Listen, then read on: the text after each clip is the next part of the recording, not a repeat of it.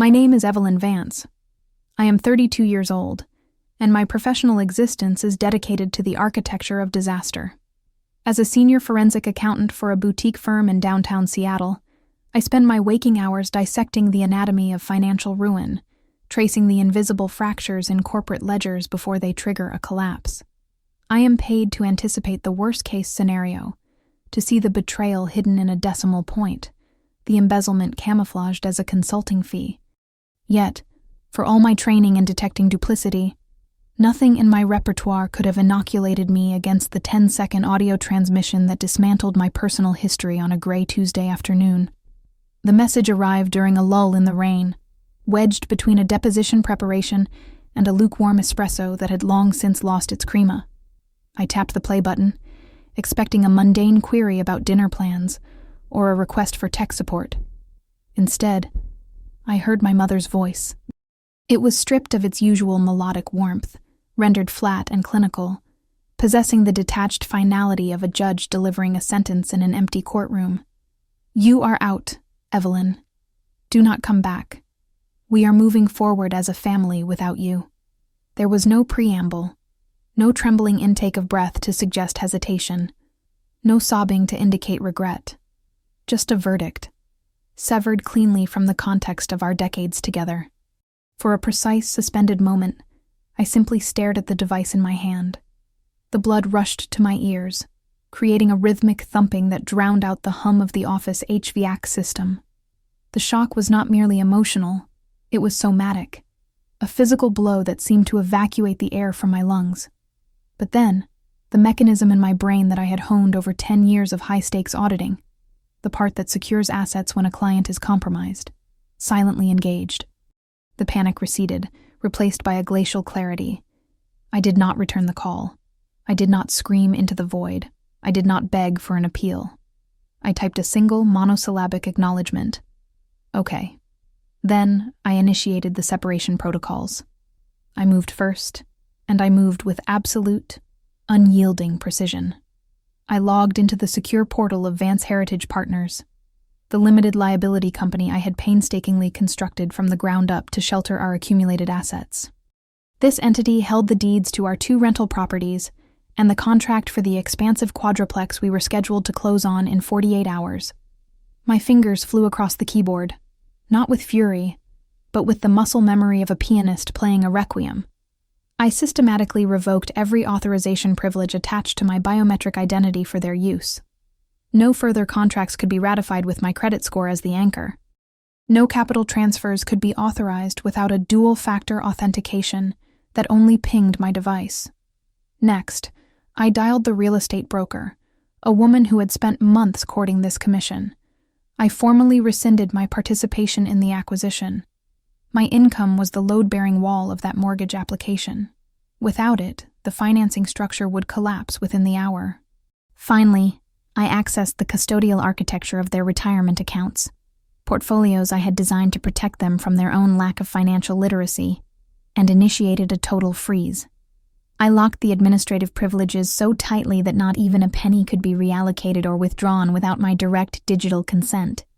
By the time I drained the dregs of my cold coffee, every financial safety net they believed they possessed, nets woven entirely from my labor and my creditworthiness, had been dissolved. I hypothesized that this would be the conclusion of the affair, a clean, albeit brutal, severance. Instead, by the following dawn, my notification screen displayed 52 missed calls and a voicemail from Arthur Pym, their longtime family attorney, stating with grave urgency, "Evelyn, we have a catastrophic misunderstanding that requires immediate rectification." I emitted a dry, humorless laugh as the message played, my fingers hovering over the delete button. They were operating under the delusion that the catastrophe was my absence. They had yet to comprehend that the true catastrophe wasn't that I had left, but rather what I had taken with me when I departed. The following morning, I awoke to the sensation of my phone vibrating its way toward the precipice of my nightstand. For a disoriented second, I mistook the buzzing for my alarm, signaling another day of auditing. Then the screen illuminated the chaotic reality. 52 missed calls. Robert, Susan, a cavalcade of unrecognized numbers, and one from Pim's law firm. The most recent notification was a transcription of Pim's voicemail. I inserted my wireless earbuds and tapped play while the coffee grinder whirred in the kitchen. "This is Arthur Pym, retained counsel for Robert and Susan Vance. Evelyn, we need to convene. The situation is critical. Please return my correspondence immediately." His vocal timbre carried that specific, high tensile tightness that attorneys acquire when they realize their clients have omitted the most incriminating details of a dispute. I allowed the message to conclude and stared at the slate-gray wall of my kitchen, listening to the rhythmic drip of the brewing coffee. My phone screen continued to pulse like a warning beacon as new text messages flooded in. From Susan. "Evelyn, this is a terrible misunderstanding. Pick up. We need to explain." From Robert. "Evie, whatever was said, we can repair this. Please call us back." Another from Susan. "We didn't mean it in that context. We were distressed. Come to the house so we can talk." It was fascinating, in a morbid sense. Yesterday there had been zero ambiguity in her vocal delivery. "You are out. Do not come back. We are moving forward without you." That had resonated with the clarity of a bell.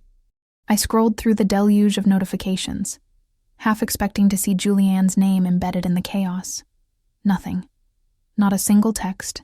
Not a single missed call from my younger sister, a woman who typically flooded our family group chat with streams of consciousness regarding the most trivial inconveniences of her life. For someone who metabolized attention as if it were oxygen, her silence was not just suspicious, it was deafening. While the coffee finished its cycle, I opened the security application for my apartment complex and accessed the archival footage for the front entrance, acting almost on autopilot. The timestamp indicated a clip from earlier that morning. My father, Robert, was standing outside the reinforced glass doors of my building, hands shoved deep into the pockets of his rain jacket, gazing up at the third floor where my unit was situated. He checked his phone, hesitated, his index finger hovering millimeters from the buzzer, and then turned abruptly, walking away into the drizzle. No call, no knock, just a retreat. My chest tightened for a fraction of a second, a phantom ache of empathy, before I ruthlessly suppressed it. When people demonstrate the ease with which they can excise you from their existence, you do not rush to offer them a bandage when the scalpel slips and cuts them instead. During the commute to my office, the vibration in my handbag was incessant. I ignored it. Once ensconced at my desk, surrounded by the comforting order of spreadsheets and forensic software, I finally dispatched 3 concise responses. To Susan, "I am safe. I require distance." To Robert, I listened to the voicemail. "I am not prepared to engage with legal counsel." To Arthur Pym, "I am in receipt of your message. I will respond in writing." I owed no one a syllable more than that. Shortly before the lunch hour, my colleague Sarah rolled her ergonomic chair over to my workstation, dropping her voice to a conspiratorial whisper. "You have been staring at that ledger like you intend to incinerate it with telekinesis," she observed.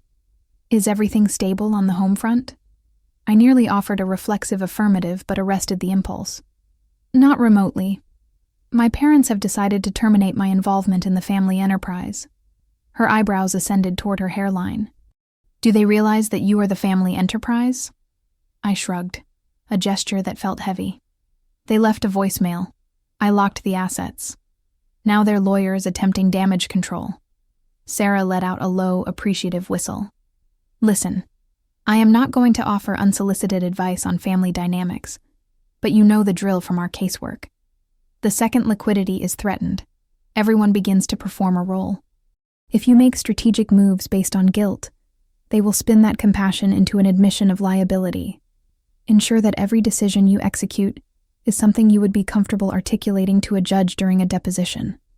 I nodded slowly. That concept I understood better than anyone. Risk management was not just my profession. It was my worldview. I had spent a decade architecting systems to prevent executives from quietly migrating capital behind the backs of shareholders. And now, I was coming to the grim realization that I had constructed the perfect system to prevent my own blood relations from doing the same to me. As I walked to the break room to refill my mug, my phone buzzed again. A new text from an unknown number. Heard you withdrew from the quadruplex because you are overwhelmed. Are you functioning? It was a cousin on my father's side, a man I hadn't spoken to since Christmas. Overwhelmed? That was unequivocally not a word in my lexicon. It sounded like a descriptor Julianne would employ while batting her eyelashes and fighting back manufactured tears. The fragments began to assemble in my mind into a coherent mosaic. The timing of her termination from yet another marketing position. The way she had begun tossing around phrases like streamline the LLC and liberate equity at Sunday dinners. Concepts she couldn't mathematically define if her life depended on it. The fact that she was the sole silent party now, like a puppeteer who had already yanked the strings and was waiting in the wings to observe the collapse. I stared at the device and felt the first clean edge of fury, sharp, cold, and geometric, slide into place. If Julianne was the architect of this, if she believed she could shove me out of the sanctuary I had built and slide into my seat while our parents played the role of compliant enablers, then she had selected the wrong sister to engage in a financial war. 2 days later, I attempted to simulate normalcy by engaging in a ritual that felt painfully mundane. I went to the artisanal coffee shop I frequented every Saturday morning, the sort of establishment where the barista anticipates your order and the regulars discuss interest rates and hiking trails. I had just retrieved my oat milk latte when I heard a familiar voice call my name. "Evelyn, hey!" I pivoted to see Thomas Miller, one of my father's old associates from the logistics firm he used to manage. He clapped me on the shoulder with a joviality that felt discordant. "Heard about the quadruplex," he said, lowering his voice to a conspiratorial rumble. "Tough break, kid." I frowned, the cup warming my hands. "What about it?" He winced, looking uncomfortable. "Just what Susan and Julianne were circulating in the family group chat. That you pulled out because the professional pressure finally cracked you. That you were overwhelmed, and it wasn't a conducive time for you mentally." He pronounced mentally with the hushed reverence people reserve for terminal illnesses. I felt my masseter muscle clench. Overwhelmed. There was that specific word again. I forced a smile so tight it felt as though the skin around my mouth might tear. "Yes, well, you know how information degrades in transmission," I said. Thomas patted my arm, admonished me to prioritize self-care, and wandered off toward the condiment station. I exited the shop before my facial expression could betray the incandescent rage bubbling beneath the surface. Outside, in the crisp, damp Seattle air, I withdrew my phone and scrolled back through the history. Not one call from Julianne, not one text. Yet somehow she possessed the audacity to inform the extended family network that I was too unstable to manage a real estate transaction I had practically engineered from the bedrock up. That wasn't merely gossip. That was a foundational narrative. Sitting in the hermetic silence of my car, I opened my contacts and tapped a name I hadn't utilized in 6 months. Marcus Thorne, the financial advisor who had assisted me in establishing the original framework for our family LLC before my parents, under Julianne's persistent influence, transferred to a newer, flashier firm. Marcus answered on the second ring. "Evelyn, this is an unexpected pleasure," he said. "Still keeping the corporate world honest?" "Working on it," I replied, keeping my voice level. "I have a query, Marcus. Has anyone attempted to alter ownership percentages in Vance Heritage Partners recently?" There was a pause on the line, the pregnant silence where you can practically hear a professional sitting up straighter in their ergonomic chair. "I have seen some draft documentation circulate," he said slowly, choosing his words with care. "Your mother mentioned a new advisor, posed a few hypothetical scenarios, but I observed references to adding another family member as a managing partner, and your signature line was conspicuously blank. It appeared procedurally messy, so I informed her that nothing could move without your explicit ratification. My grip on the steering wheel tightened until my knuckles turned white. Another family member. Julianne. It was inevitable. "Did any of those alterations execute?" I asked. "No," he assured me. "The paperwork was incomplete and, frankly, legally questionable. But Evelyn, if someone is attempting to backdoor their way into control of your LLC, you need to preempt it." I thanked him, disconnected the call, and stared at the rain-streaked dashboard for a long moment. I contemplated the voicemail telling me I was exiled. I thought about Thomas parroting the word overwhelmed. I thought about my mother suddenly desiring a new advisor immediately after Julianne lost her income stream. This wasn't random entropy. This was a schematic with a shaky legal backbone and a heavy dose of emotional manipulation layered on top. A new notification materialized while I sat there. From Julianne. Finally. What do you think you are doing, Evelyn? Withdrawing from the house deal, inducing panic in everyone, locking down the accounts.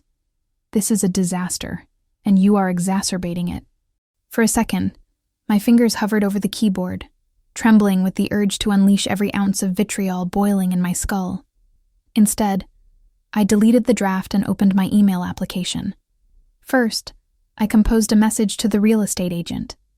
Per our previous conversation, please consider this written confirmation that I have withdrawn from the Vance Quadruplex acquisition as a borrower and primary qualifier.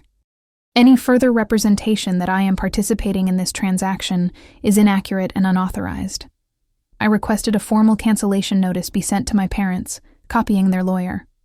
Next, I opened a new message, this time addressed to Julianne, but drafted with the cold precision of a risk escalation report I would submit to a board of directors.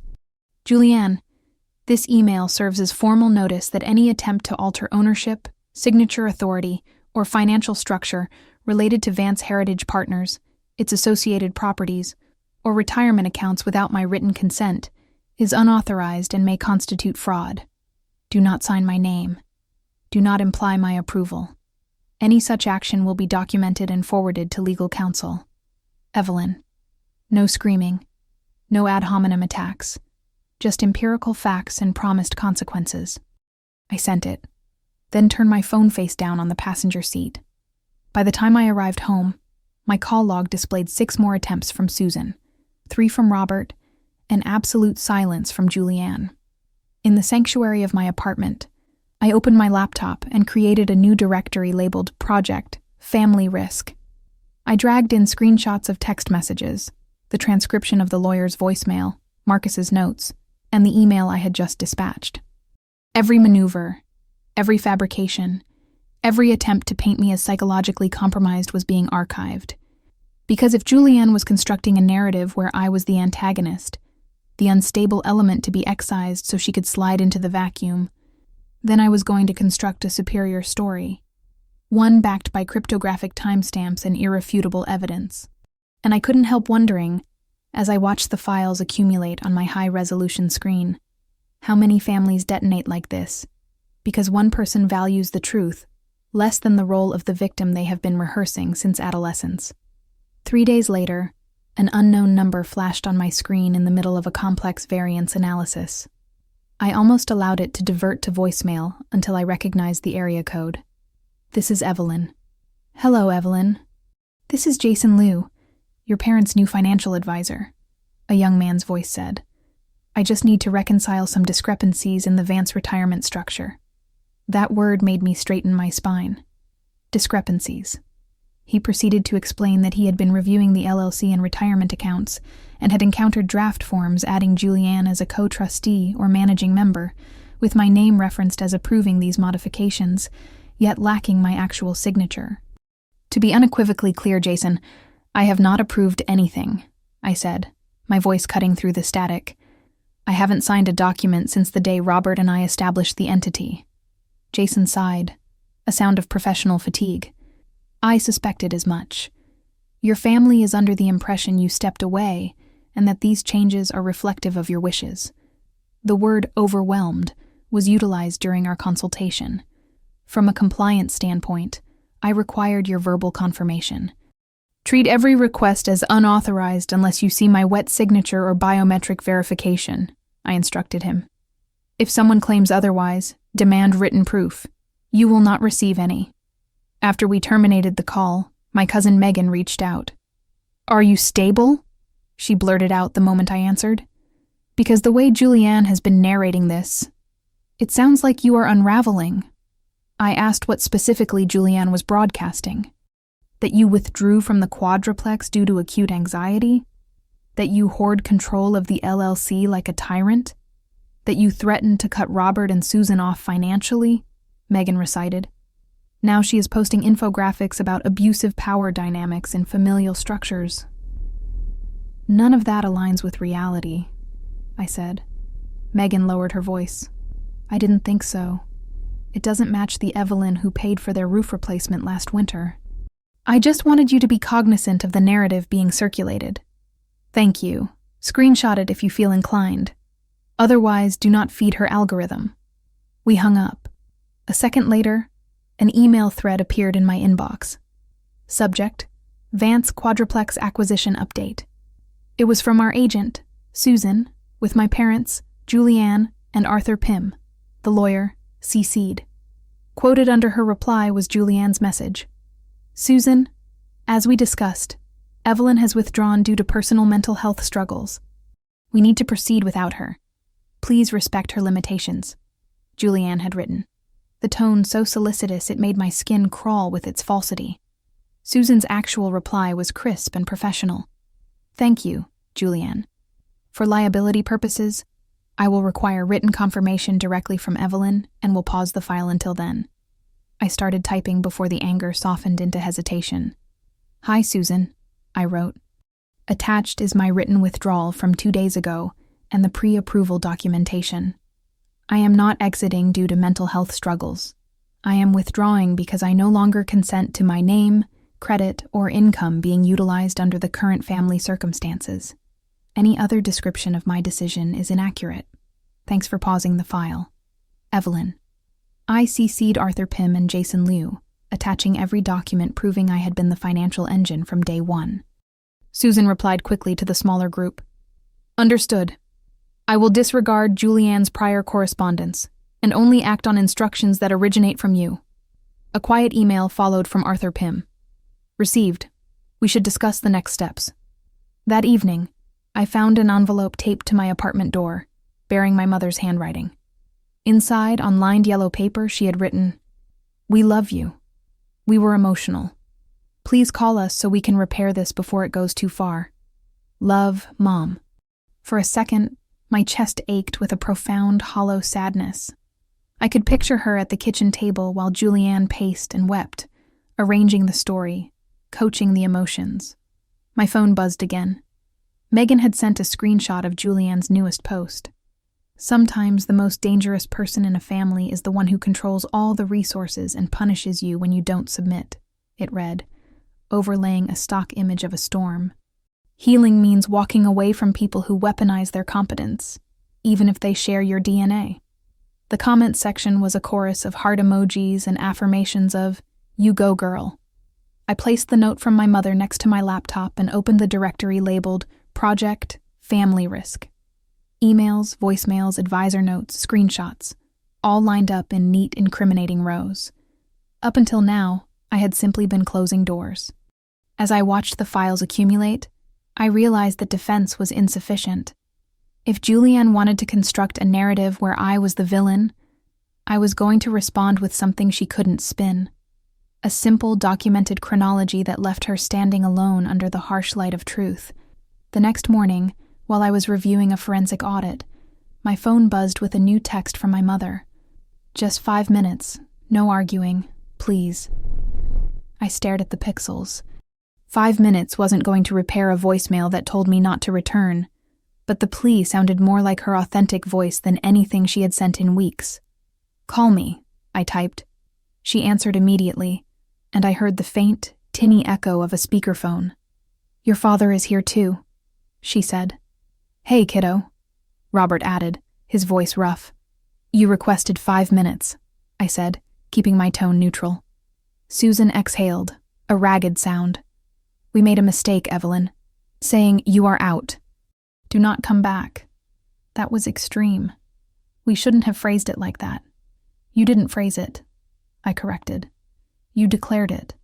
You said exactly that. She went quiet, then attempted a different approach.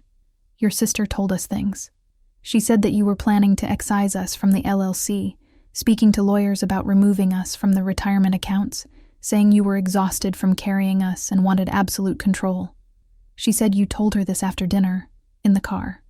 None of that transpired, I said. Did you hear those words from me directly? Well, no, Susan admitted. Julianne said you talked in the car on the way home. I drove my own vehicle that night, I said. I departed alone. There was no conversation in a car. Robert swore softly in the background. Why would she fabricate that? Susan whispered. But the timbre of her voice suggested she already knew the answer.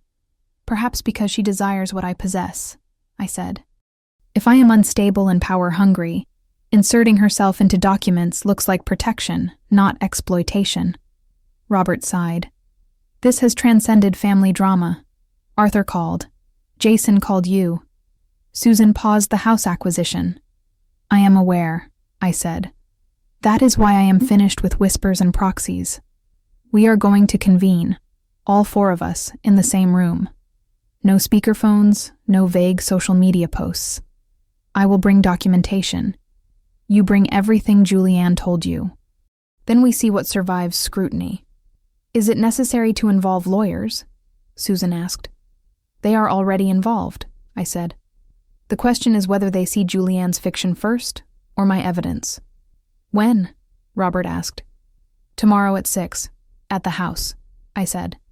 If Julianne refuses to attend, that is an answer in itself. The following evening, I walked into my parents' living room with a thick, leather-bound folder tucked under my arm. The same beige sofa, the same framed school photographs lining the mantel, but the atmosphere was completely transformed. My parents sat together on the sofa, looking aged and weary. Julianne was perched in an armchair with a tissue clutched in her hand like a prop. She refused to meet my gaze. Thank you for coming, Robert said. I placed the folder and my phone on the coffee table, the sound of the heavy binder hitting the wood echoing in the silence. Just so we are clear, I said, remaining standing. Nothing about this is off the record. If anyone lies, I will not keep it contained here. Julianne scoffed, a sharp, dismissive sound.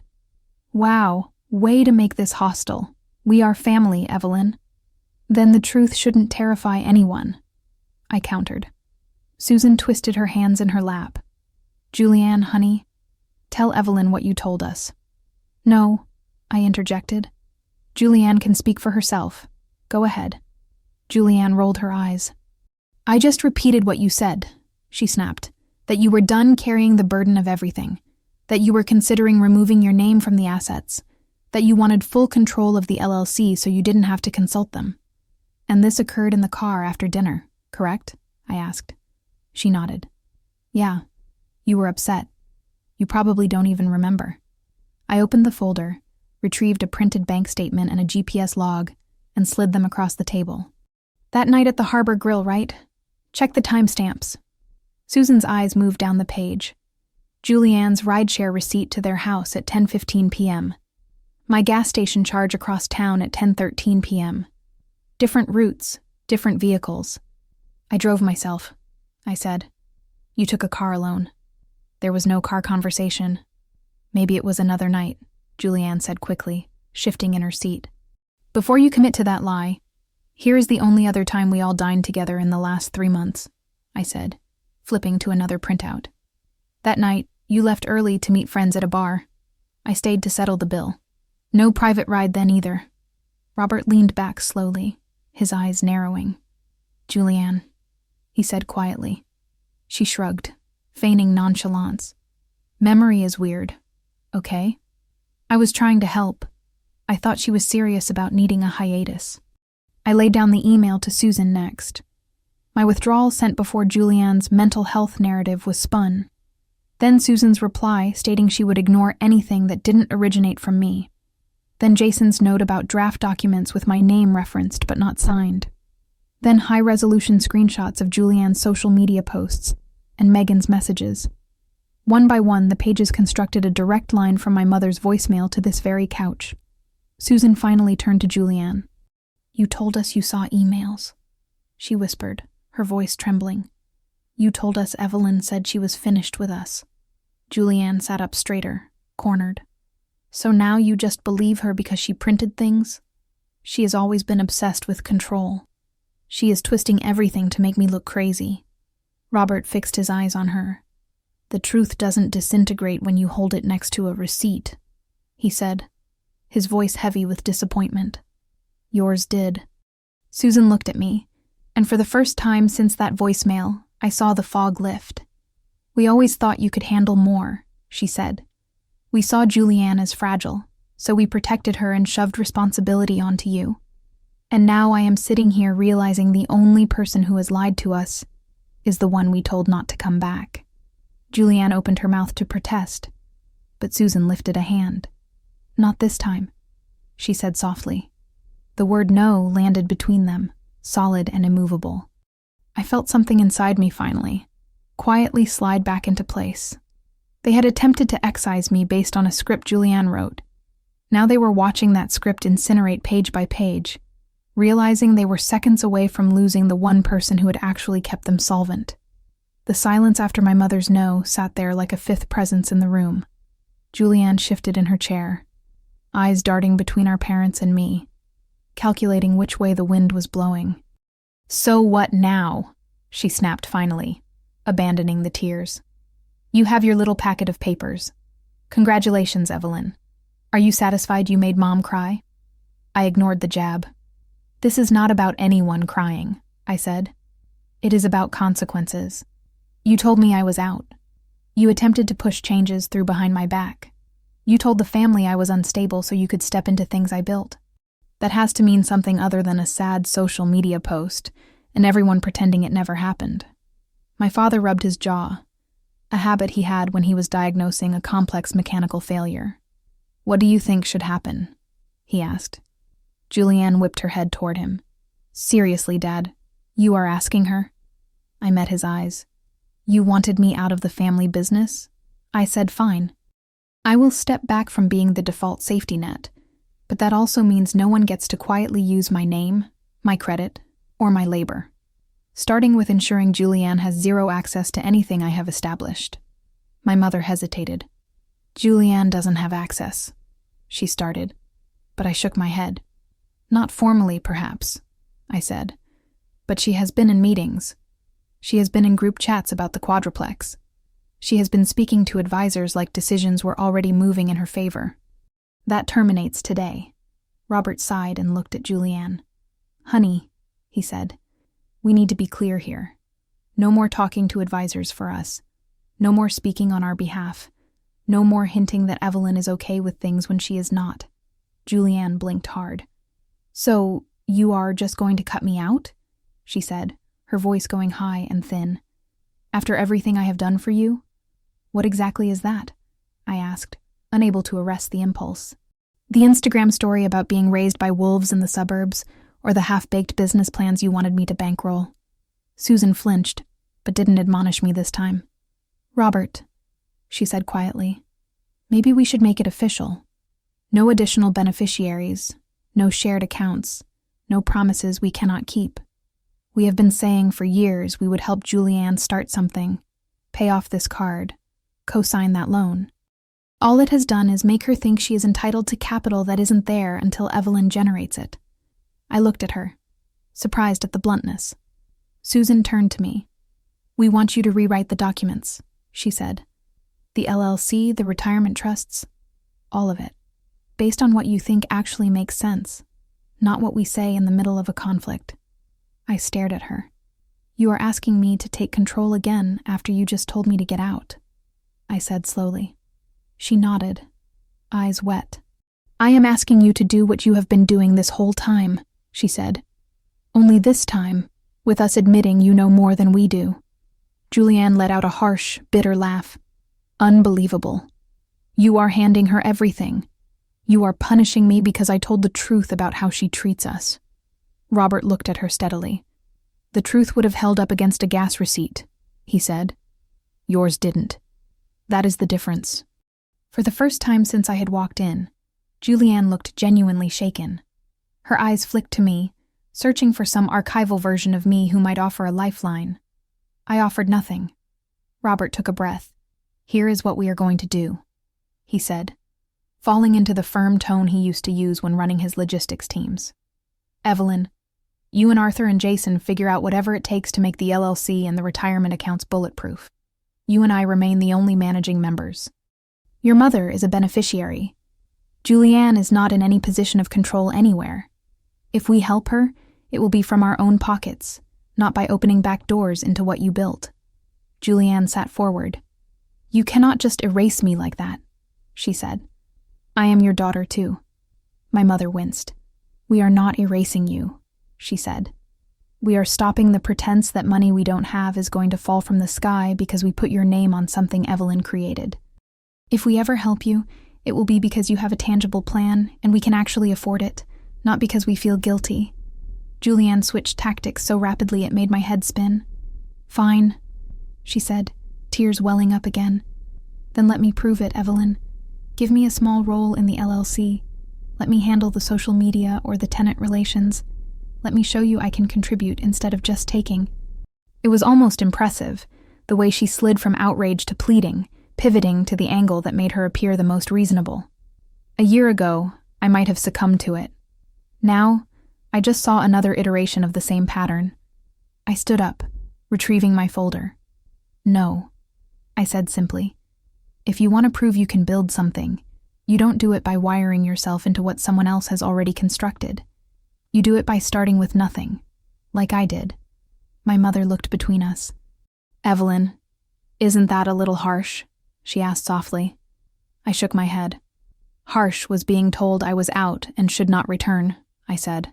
Harsh was having my stability used as a prop to garner sympathy online. This is just boundaries, Mom. There is a difference. Julianne glared at me. You are going to regret this, she hissed. You think you can cut me off and walk away clean? I picked up my phone and slid it into my bag. No, I said. I think I can protect what I have earned and stop you from turning my labor into your safety net. Whatever happens to you after that is not on my conscience. On my way out, my father walked me to the door. I am sorry, he said quietly, for the voicemail, for not asking you first, for letting it devolve this far. I believed what was easiest to hear. I nodded, feeling a complicated cocktail of relief and sadness wash over me. I know, I said, but believing the easy story does not mean the consequences are easy too. Over the next week, the shifts became tangible.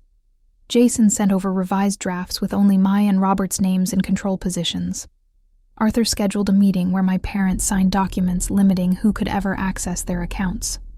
I updated the LLC operating agreement to explicitly state that no new managing member could be added without unanimous written consent from existing ones. There was no line where Julianne's name could even be penciled in later. When the last signature dried, I felt something settle into place. Not revenge as a dramatic moment, but revenge as a structure. A system in which the person who tried to push me out no longer had any ingress. A few days after that, Julianne appeared at my office unannounced, eyes red-rimmed, asking the receptionist for me. She was holding a binder, the kind you bring to pitch a project. I met her in the lobby, arms crossed, the glass doors separating us from the secure elevators. I have a business plan, she said, thrusting the binder toward me. Events, brand partnerships, influencer collaborations. If you just invest a seed amount, I can pay you back and prove everyone wrong. I didn't take the binder. Start it without me, I said. If it works, you won't need my capital. If it doesn't, you will know why I declined. Her face crumpled. Anger and panic fighting for dominance. You are really not going to help me, she whispered. Not after everything. I thought of Marcus's warning, Jason's caution, Megan's screenshots, my mother's note, my father's quiet apology, that voicemail that started all of this. I am finished helping people set themselves on fire with my gasoline, I said. Then I turned and walked back through the secured door to my floor, leaving her and her binder and all of her almosts on the other side. A month later, I stood in the driveway of a pale brick quadruplex on the edge of Seattle, holding a box of kitchen supplies and watching my parents argue about where to position a bird feeder. The ground floor unit was theirs now, officially, in writing, with a clause that stated they could reside there for the rest of their lives, without anyone being able to leverage it. My unit was on the third floor, light spilling through expansive windows. The other 2 units were already listed for rent. The numbers balanced in a spreadsheet only I controlled. Vance Heritage Partners, the entity Julianne had tried to infiltrate, was leaner and cleaner. Just me and my father as managing members, my mother as beneficiary, and more safeguards than any family drama could disassemble. No side doors, no room for creative interpretations. On weekend evenings, I would come down and cook with my mother in her new kitchen while my father watched documentaries in the living room. We did not rehash every detail, but we stopped pretending money was some mysterious fog nobody understood. I would pull up the accounts on my laptop and walk them through what was real instead of what they wished was real. It wasn't perfect. There were still melancholic moments, still guilt in their eyes when Julianne's name surfaced. But now, when she texted asking for assistance with another credit card, my mother would show me the message, then set her phone face down and say, "We cannot fix this for her. Not this way." From what I heard through cousins, Julianne ended up in a small apartment across the city, bouncing between freelance gigs. Her grand event plan never really materialized. People were starting to notice that her stories always required a villain and a spotlight. For once, I was not cast in either role. I did not sue her. I did not attempt to destroy her reputation online. I did something quieter, and to me, sharper. I removed the leverage she thought she possessed, and let her sit with a life that was hers alone, not propped up by my architecture. I wasn't angry anymore. I was clear. Clear that trust without boundaries is merely an invitation for the wrong person to move in and rearrange the furniture.